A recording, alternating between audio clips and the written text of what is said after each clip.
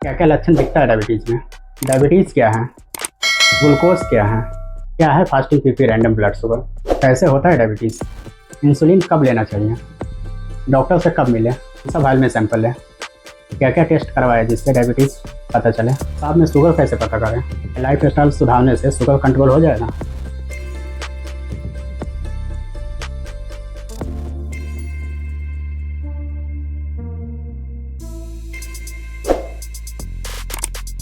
आज का जो टॉपिक है वो है ब्लड ग्लूकोज। ब्लड ग्लूकोज बोलिए, शुगर टेस्ट बोलिए, डायबिटीज़ बोलिए, मधुमेह बोलिए, सब एक ही है। क्या है ग्लूकोज?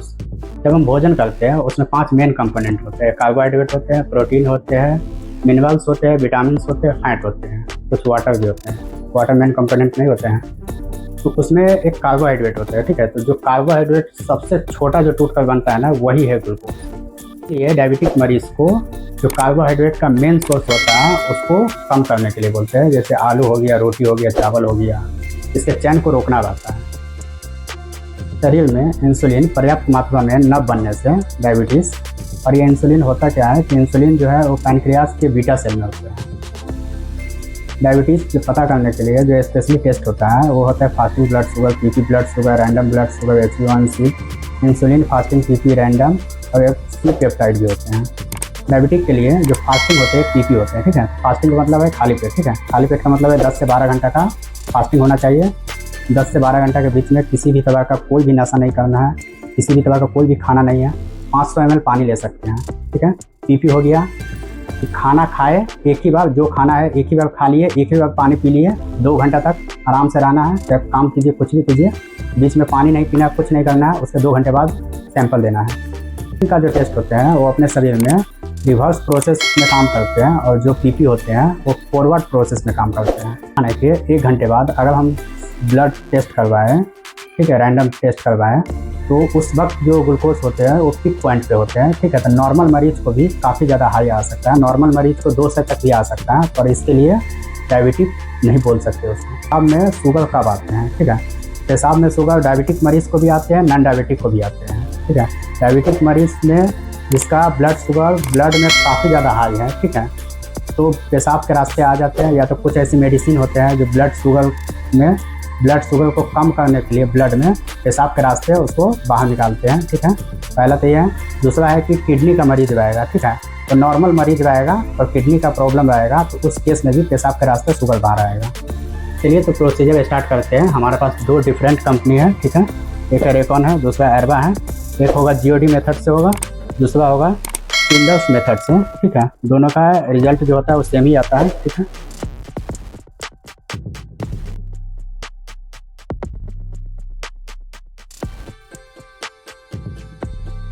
चलिए तो सेंट्रीफ्यूज करना स्टार्ट करते हैं। हमारे पास फास्टिंग और पीपी एक पेशेंट का ब्लड शुगर है। ठीक है, सोडियम क्लोराइड वायल यूज होता है इसके लिए। बायोकेमिस्ट्री डिपार्टमेंट का टेस्ट है। ठीक है, इसके लिए बायोकेमिस्ट्री का एनालाइजर चाहिए। यहाँ पे रख दिए, इसके अपोजिट साइड दूसरा रख दिए। 1500 RPM सेट कर दिए। 5 से 10 मिनट तक सेंट्रीफ्यूज करेंगे। इसके बाद प्लाज्मा सेपरेट होगा। 10 मिनट कंप्लीट हो गया, तो हम फोर्सेप्स से सोडियम फ्लोराइड दोनों वायल को हम निकाल लिए। यहाँ पे देखिए ऊपर में प्लाज्मा सेपरेट हो गया है। ठीक है, इसके लिए जो वायल यूज हुआ है वो सोडियम फ्लोराइड है, और ये एंटीकोगुलेंट इसके अंदर डाला जाता है। ठीक है, तो इसमें जो सेपरेट होगा वो रहेगा प्लाज्मा। यहाँ पे हर बार की तरह पहले कैलिब्रेट करेंगे। ठीक है, यहाँ पे जो मशीन यूज करने वाले हैं वो बायोकेमिस्ट्री का Chem5X भी यूज करेंगे, दूसरा कैलोरीमेट्री भी यूज करेंगे, कैलोरीमीटर। चलिए तो हम 4 रिया वायल ले लिए। 2 पेशेंट का सैंपल है। एक का रिएजेंट ब्लैंक रहेगा, दूसरा स्टैंडर्ड रहेगा। इसी के स्टैंडर्ड को एज ए सैंपल भी रन करेंगे। इसका वैल्यू 100 लाएंगे, 100 के करीब लाएंगे। ठीक है, अभी जो हम रिएजेंट यूज कर रहे हैं वो है एरबा का। ठीक है, यहाँ पे टिप्स है। चलिए तो मशीन ऑन है, और इसके लिए हमें लिटरेचर जो है उससे मशीन में जो प्रोग्रामिंग है ये दोनों मैच करना चाहिए। ठीक है, सेकंड में जाकर, ठीक है, पहले ग्लूकोज है, पहले टेस्ट इसमें गए, यहाँ पे सारा कुछ हम मिला रहे हैं। ठीक है, 1 पॉइंट, इन पॉइंट, इसके बाद फिल्टर वगैरह जितना भी स्टैंडर्ड कॉन्सेंट्रेशन सैंपल वैम्पल सारा कुछ मिला लिए। इसके बाद प्रीवियस किए, यस कर दिए, सेव हो गया। ठीक है, फिर प्रीवियस करके बाहर निकल गए। पहला रन टेस्ट है, ठीक है। एक नंबर क्लिक किया, इसके बाद ग्लूकोज आया, इसके बाद इस पर क्लिक किया, इसके बाद वो स्प्रिट वाटर मांग रहा है, ठीक है, पानी पीने के लिए बोल रहा है।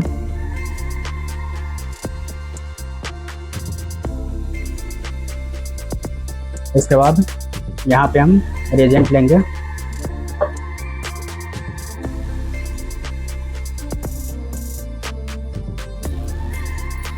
रिएजेंट ब्लैंक है, सिंगल रिएजेंट है, ठीक है।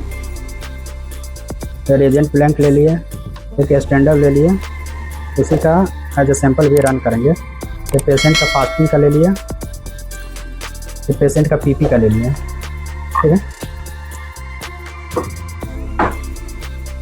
रिएजेंट के लिए इसका लिटरेचर के अकॉर्डिंग करना है, ठीक है। तो 1 ml रिएजेंट लेना है, 10 माइक्रोन कैलिब्रेटर लेना है या सैंपल लेना है, ठीक है।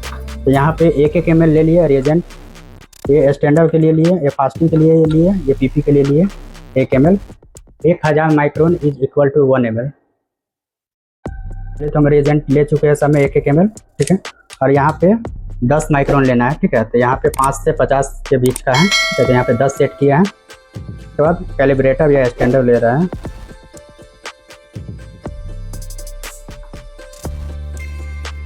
बाहर से क्लीन कर दिया, ठीक है।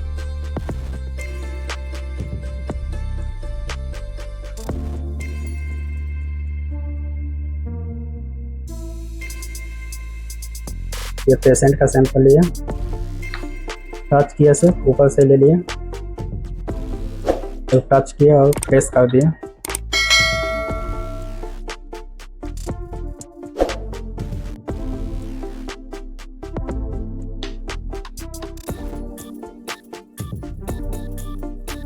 ठीक है। यहाँ पे देखिए दोनों सैंपल मिलने के 37 डिग्री टेम्परेचर पे 10 मिनट के लिए इसको इंक्यूबेट करना, ठीक है। हमारे पास ये इंक्यूबेटर है, ठीक है। इंक्यूबेटर में हम डाल देंगे और यहाँ पे 37 डिग्री टेम्परेचर को सेट कर देंगे, ठीक है। और 10 मिनट का अलार्म लगा लेंगे, टाइमर।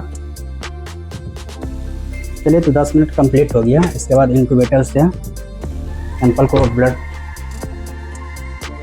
निकाल लिया, ठीक है। और इसमें तो कैलिब्रेट करेंगे ही, पहले इधर देख लेते हैं। कैलोरीमेट्री है, ये रेड बटन है ऑटो जीरो का, ये खुद ही कैलिब्रेट ले लेता है, ठीक है। ऑटो जीरो पे क्लिक करने पे इसके अंदर डिस्टिल वाटर डाला हुआ है।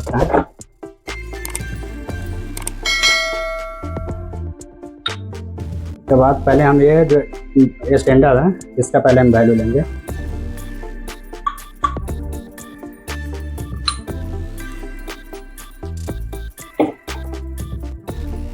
का जो वैल्यू है वो है 29-30 के आसपास आता है।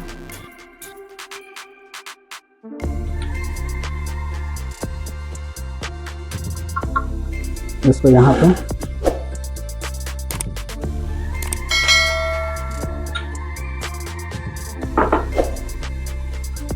और यहाँ पे हम उसका तो ले लिए एज ए सैंपल, 29 आया है। जो उसमें जो वैल्यू आता है वो होता है ओडी, और इसमें जो वैल्यू आता है वो होता है रीडिंग। तो यहाँ पे कैलिब्रेट कर रहा है, ठीक है। मशीन को सेटिस्फाइड करना ही कैलिब्रेट होता है, ठीक है। यहाँ पे कैलिब्रेशन जो दे रहे हैं, तो यहाँ पे पहला मांग रहा था पानी पिला दिया, सेकंड टाइम मांग रहा है रिएजेंट ब्लैंक, तो यहाँ पे सिर्फ रिएजेंट है, इसमें कुछ नहीं डाला हुआ है। यहाँ पे रिएजेंट को स्प्लिट करवा दिया।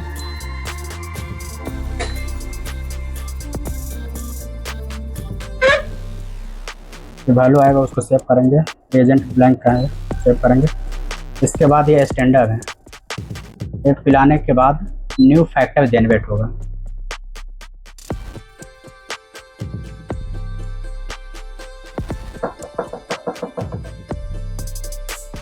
सारा प्रोसेस जो कर रहा है वो मैनुअल कर रहा है। यहाँ पे 350 न्यू फैक्टर आया, तो सेव कर लेते हैं, यस करके। सही है, न्यू फैक्टर जो है 350 वो सही है, ठीक है। इसके बाद ही इसको एज ए सैंपल रन करवाएंगे, जिसका वैल्यू 100 के आसपास आना चाहिए।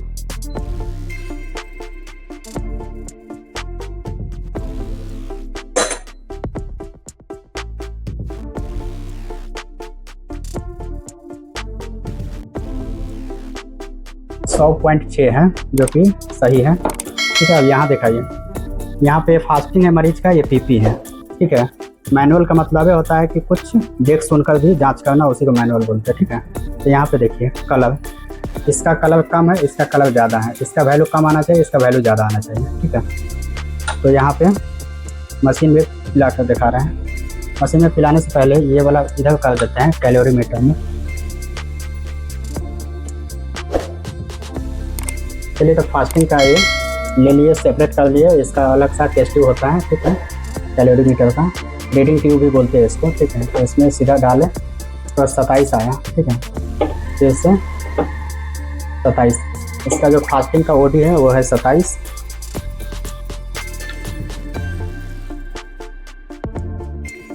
इसे सेपरेट कर लिए।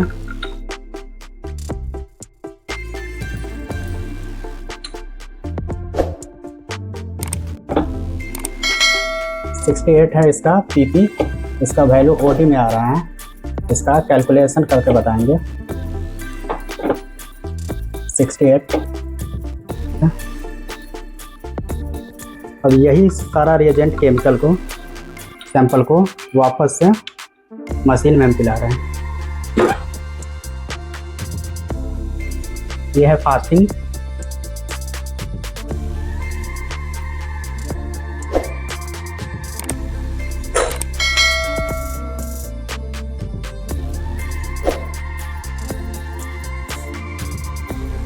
(93.3 आया फास्टिंग। अब ये है पीपी।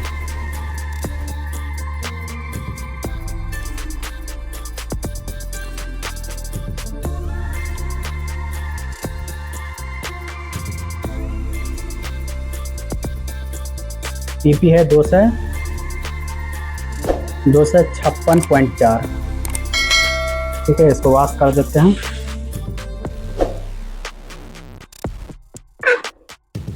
चलिए, तो आपको बता रहे हैं कि दोनों मशीन में लिया है, कैलोरीमीटर में, दूसरा एरवा का Chem5X में लिया है, ठीक है।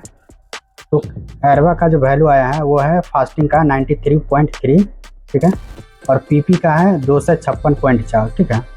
और कैलोरीमीटर में एक ओडी आया था फास्टिंग का 27 और पीपी का 68, ठीक है। कैलोरीमीटर का जो फार्मूला होते हैं वो होते हैं टेस्ट डिवाइडेड स्टैंडर्ड, ठीक है। स्टैंडर्ड आया था जो हम स्टैंडर्ड इसका जो हम पिलाए थे तो वो आया था 29, टेस्ट का वैल्यू 27 है, 61 है, ठीक है। कॉन्सेंट्रेशन यहाँ पे देखिए, स्टैंडर्ड कॉन्सेंट्रेशन है 100, ठीक है, तो 100 हो गया। तो यहाँ पे फार्मूला है, पहला फास्टिंग के लिए जो फार्मूला यूज होगा तो वो होगा 27, टेस्ट का वैल्यू 27 है।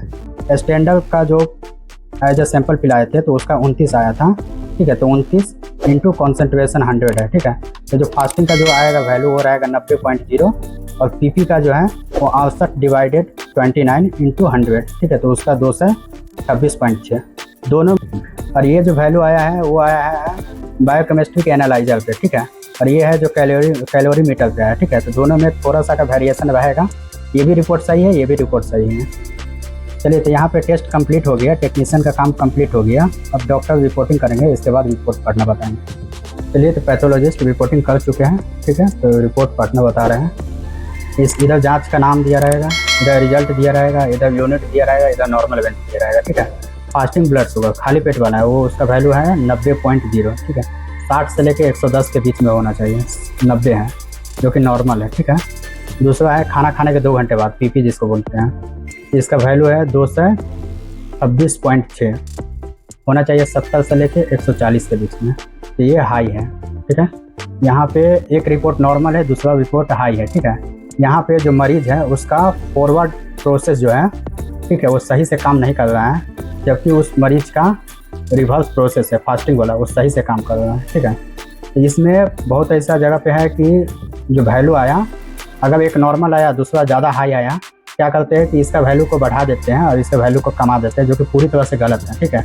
डॉक्टर यहाँ पे ये जानना चाह रहा है कि मरीज एक्चुअल में खाना खाने के कुछ देर बाद, बहुत ऐसा मरीज जो काफ़ी ज़्यादा ग्लूकोज बढ़ जाता है, ठीक है, नॉर्मल डायबिटिक मरीज ही रहते हैं, ठीक है, मेडिसिन का कोई असर नहीं कर पाते हैं।